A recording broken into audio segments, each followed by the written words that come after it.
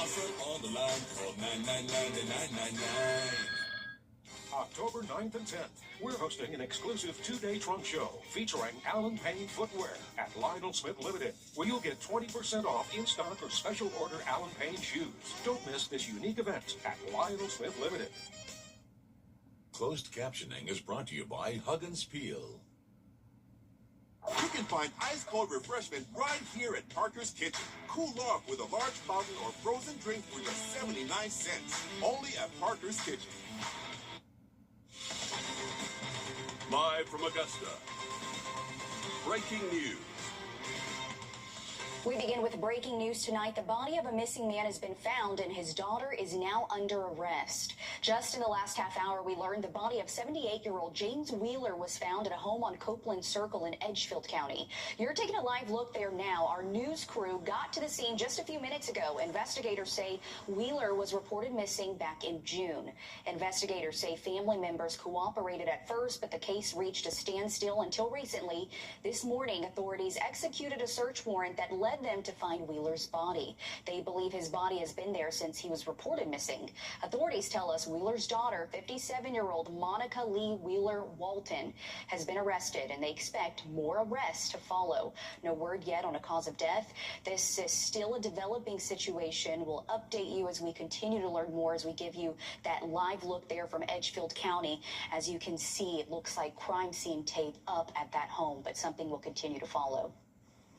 What's old can become new again. Tonight, plans to revive a bankrupt mill have become a reality, creating new jobs for what South Carolina's governor calls the fastest growing state economy in the country.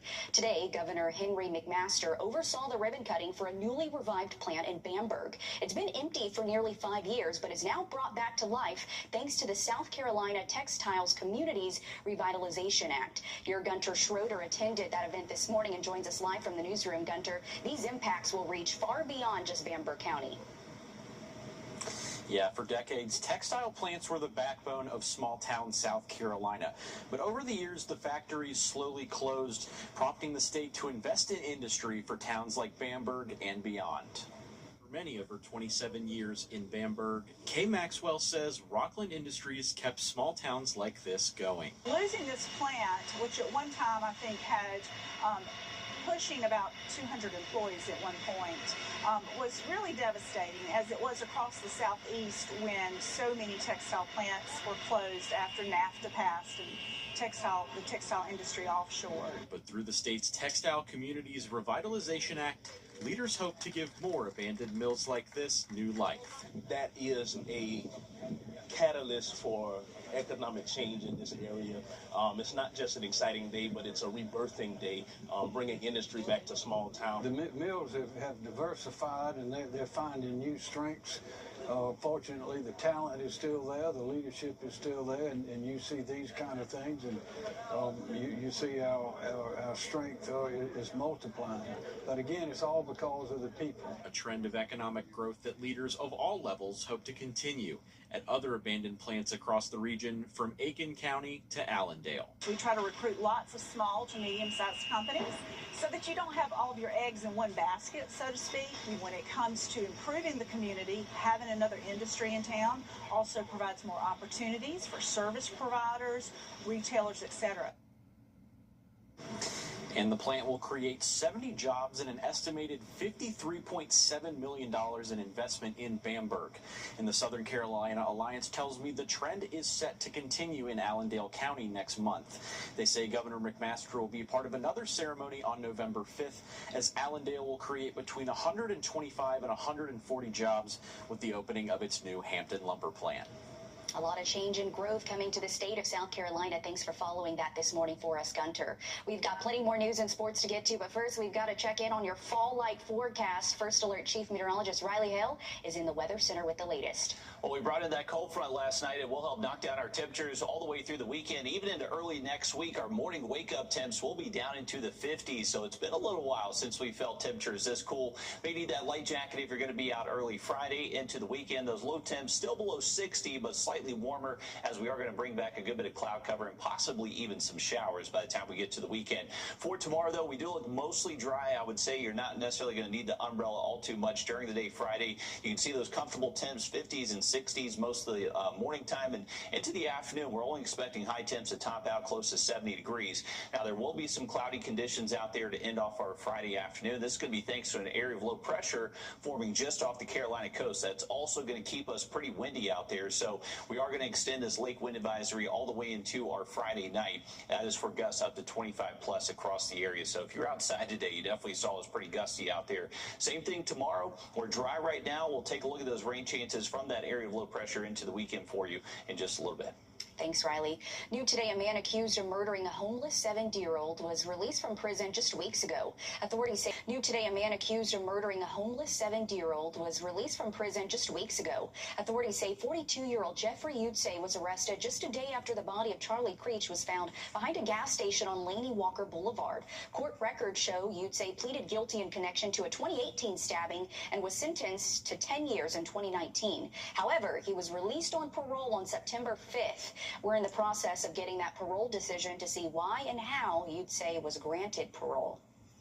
In the woods, Richmond County deputies aren't patrolling, they're asking. Today, we joined the Richmond County Sheriff's Office Homeless Outreach Team, along with the Homeless Task Force, on their bi-monthly outreach event at homeless camps.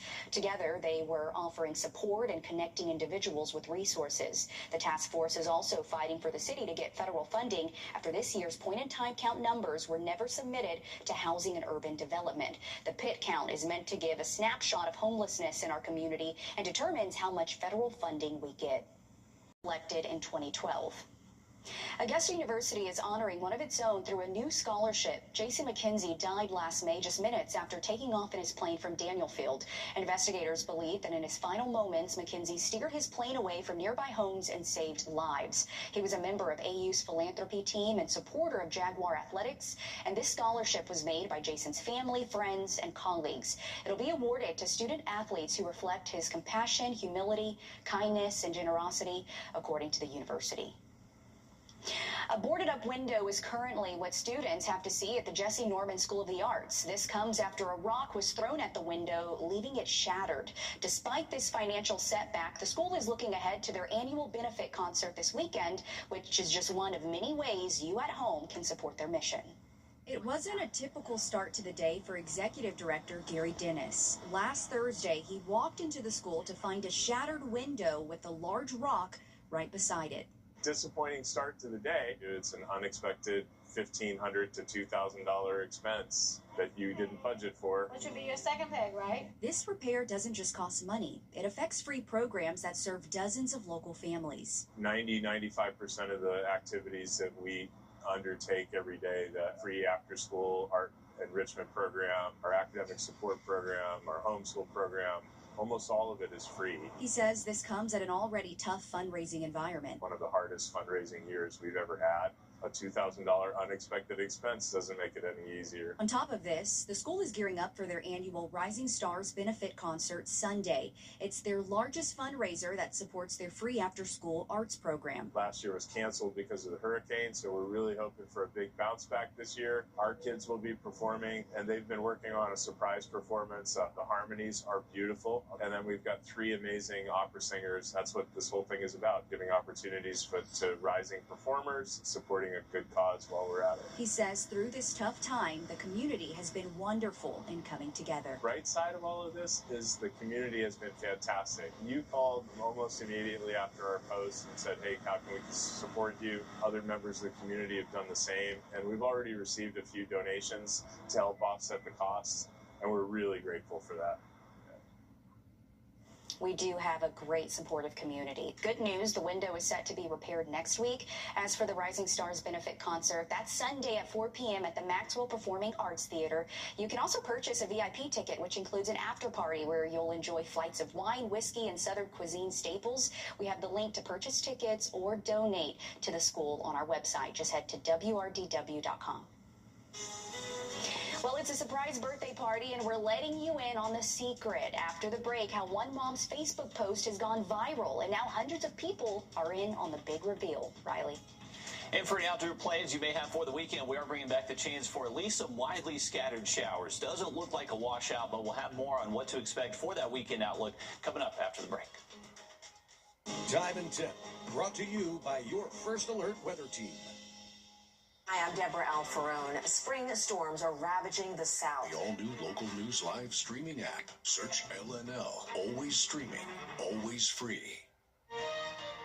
If you're not regularly treating your septic tank, you're risking a backup and significant repairs. Use Rid-X once a month. Simply add and flush to reduce monthly waste buildup by up to 20% and help prevent backups. Try Rid-X. Hi, I'm Gunner Stock. Fall holiday sale now through Monday, October 13th. Now, your First Alert weather with Chief Meteorologist Riley Hale. Well, we've been enjoying a beautiful Thursday out there, ending the day with some sunshine. Temperatures cooler than average. We are going to keep those temperatures cooler than average through the weekend, but you can see on the map here, we are bringing back the chance for some rain. Right now, we're expecting the rain chances Friday to mainly be showing up late into the day and into the weekend. Not a washout, but there will be the opportunity for rain at times, just kind of peppered on and off throughout the region as an area of low pressure does form just off the Carolina coast. As far as your rain chances for your Friday, I think most of the day should be dry. We'll hang on to cloud cover through the afternoon. You can see as we head later to the evening time, so you can see the time there, upper part of this graphic. By the time we get closer to midnight, that's when I would expect our rain chances to look much higher heading into tomorrow night. So the potential is going to be there, maybe for a quick little shower during the day, but it looks much more likely as we head into Friday night and into the weekend. Let's take a look at it with our in-house model. Generally clear skies this evening and for the rest of tonight. Waking up early Friday morning with sunshine here around I-20 and north. Some cloud cover will start to push in by the afternoon. You can see our model not really picking up on much rain during the day. Once we get into the evening time, maybe a stray shower in the eastern CSRA.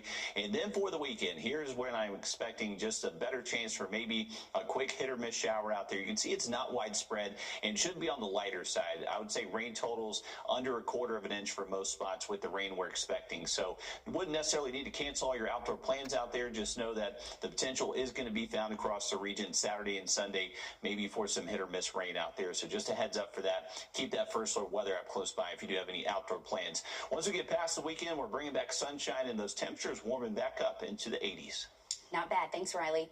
Hundreds of strangers have come together for a local toddler's birthday after one mom's plea on Facebook went viral. Neighbors are now offering to make T-shirts, bring food, provide entertainment, and more for soon-to-be 3-year-old Zamir Watson. Your Kayla Lopez met with his mom today, who says the celebration is about more than a birthday party. It's something no parent wants for their child. It was another year, and I didn't feel like my kids was going to have any type of normal birthday. So mother of 4, Brianna Harper, took to social media and hoped for a miracle. At the time, I think it had like 400 likes, and I was like, whoa. And then I started looking at the comments. I was like, whoa. It grew, and before she knew it, hundreds of people committed to attending a party she never thought was possible. In those strangers, I have literally created grandmothers, uncles, cousins, baby cousins, everybody in between. A surprise greater than something you could wish for on a candle. Being able to have the community like we have to come together at a time where everybody is so divided, that's something that really made me happy. Because before you can make a change, you have to take a chance. A mustard seed is about this big. Take that leap. Use that faith, and you don't know what will happen. Because I definitely did not expect this to happen whatsoever. And you may just find exactly what you needed, even in the most unexpected places. Even though they're strangers, they've become family to me. This is just amazing. I'm so happy you got to speak with this mom. And this just goes to show the power of social media, just a positive response and outcome from all of this. Yeah, and talking to her today, she says now they have the people and they have the entertainment and the food, but they're still looking for the space. They're expecting upwards of 300 people to want to attend this birthday party now, but it isn't just about his birthday. You have so many mothers, fathers, uncles, aunts wanting to bring children to also celebrate themselves and show everybody a little bit of love. And it is important to note, she did say that wherever they choose to do it, they need to have electricity, they need to have outlets because her newborn twins, the 6-month-old One of them has a breathing device that he's dependent on, so they need that. But they did say they're also in contact with local law enforcement, whatever they do, so that way it's safe too. We know that's a big thing with parents. I love this. So now it just goes beyond just a birthday party. It's really a celebration for everyone and just goes to show how our community can really rally behind one another. Thanks, Kayla, for that. That's amazing to hear. After the break, tackling major healthcare challenges across South Carolina, we're taking a closer look at what lawmakers have planned. First Alert Radar, powered by Jim Hudson Automotive Group. Don't miss Ashley's. All right, thank you for that, Zaina. We did get an update on the drought monitor early this morning. We now have a severe drought starting to develop across the eastern CSRA in Bamberg, Allendale, and Barnwell County. Moderate drought highlighted in this tan color for most of the southern CSRA. We are bringing back those rain chances into the weekend. Not necessarily going to be a drought-busting rain, though. With our in-house model, it's showing anywhere from around a tenth to maybe up to a quarter of an inch all the way through our Sunday afternoon. So the potential is there for some rain as we head towards the weekend, but it doesn't necessarily look like enough to really alleviate all our drought conditions. Here's that 7-day forecast once again. The good news is we got these cool mornings back down into the 50s for the next 7 days, but for weekend plans, keep that umbrella close by. On your sideline. Sponsored by Chandler Law Firm. Ladies and gentlemen, tonight we dive into what is already the 8th week of the high school football season. But before we can get to those matchups, the 86th edition of the 3-7-8 War kicks off tomorrow night in Washington County. That's where you'll find me for your game of the week. The rivalry between Lincoln County and Washington Wilkes cannot be understated. The difference in the all-time series, Lincoln County by 1. Lee Homsky's Red Devils have lost only 1 game since November of 2023. They're one of the last remaining area teams left undefeated, and who other than Washington Wilkes would love to end that streak and even the series. After starting 0-3, the Tigers have won 3 out of their last 4, riding a wave of momentum as they welcome in the Red Devils for the latest chapter. And other games we're keeping an eye on tomorrow. Harlem heads to Aquinas, where 3A Region 4 implications are on the line. Each of those teams carry just 1 loss, both at the hands of undefeated teams in West Side and West Lawrence. Across the Savannah, Newberry takes their 7-0 start into Fox Creek. The Preds are coming off their first loss of the season against Orangeburg Wilkinson, looking to hand out the same dish to the Bulldogs. Also happening tonight, Lakeside heads over to Greenbrier. The Panthers still searching for that first win of the year, while the Pack tries to shake off a 4-loss skid. And finally, Steve Hibbets and Aiken welcome in Brooklyn Casey. The Green Hornets began the season 2-0 and haven't found a win since, and we'll see if they can flip the script tonight. Zaina? Love that, Joseph. Looking forward to it. And this week's Puppy Pig MVP is Lars. This mixed breed is 7 years old and looking for his forever home. His favorite activities include riding shotgun with the windows down. What dog doesn't love that? And check this out. He's been with the Albrecht Center for 4 years and is their longest resident. So hopefully someone at home can help change that. Let's get Lars a home. If you're interested in adopting, you can go to letlovelive.org because that's a sweet face, Riley. Definitely so. That's a good-looking pup. Hopefully he can find his forever home. 3-degree guarantee brought to you by Tub Doctor. Our forecast, 75. We actually got up to 78 at Bushfield, still within our 3-degree guarantee, so $50 more heading towards Pregnant Choices Medical Clinic. Stick with us. We'll be right back after a short break. Thanks for watching News 12 on your side. Did you know that without gutters, your home is unprotected? We take you back now to breaking news out of Edgefield County, where earlier today a missing man's body was found. Now his daughter is under arrest. Your Ethan Hunter joins us live from near the crime scene on Copeland Circle. Ethan, what can you see out there? Yeah, well, I just got here and I've been talking to neighbors who say that there's been some suspicious activity in the area for the last 24 hours. They say that last night around 8 o'clock they heard a big bang, thought it was a gunshot, which is not too unusual because there is a gun range right on the other side of some trees here in the neighborhood, not too far from the neighborhood. But they said being at 8 o'clock, it was weird. So they said that started to raise some flags. They also said they lived right nearby here and their dogs started going crazy at 3 a.m., which, you know, dogs can do that, but they said that usually does not happen around here. Usually that means there's something. They didn't see anything happening. They did say that the man that is dead, James Wheeler, he moved here around June to live with his daughter. His daughter's the one that is arrested. They said that he was not previously here. These neighbors that I talked to had talked to them quite a bit, worked on their yard some, so they were pretty close with this family.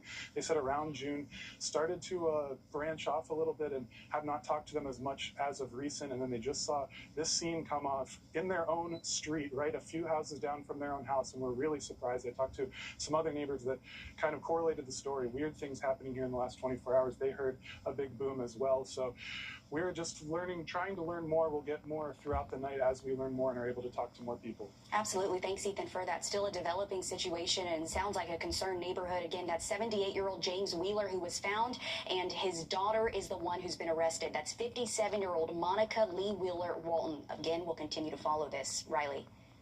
Well, if you're heading out for this evening, we got generally clear skies out there. Comfortable temps. Right now we're at 76 degrees, still hanging on to that good steady northeast wind at about 10 to 15 miles an hour, and going to stay relatively gusty heading into our Friday too. But for any evening plans, temps will be in the 70s and 60s all the way through midnight. Once we get into early tomorrow morning, we will wake up in the 50s, so you may need that light jacket heading out the door if you're going to be up early around sunrise. Temperatures will stay cooler than average all day long on Friday. We're actually only expecting high temps to top out near 70 degrees. I would say most of the afternoon we do stay in the 60s, and not expecting a ton of rain out there Friday. I would say our better rain chances do start to work their way in by Friday nights and into the weekend. Just going to keep that chance for some widely scattered showers Saturday and Sunday. So if you have outdoor plans, just keep an eye to the sky. Thank you, Riley. We're back live on 26 News at 7, and then join us back on News 12 at 10 and 11 o'clock.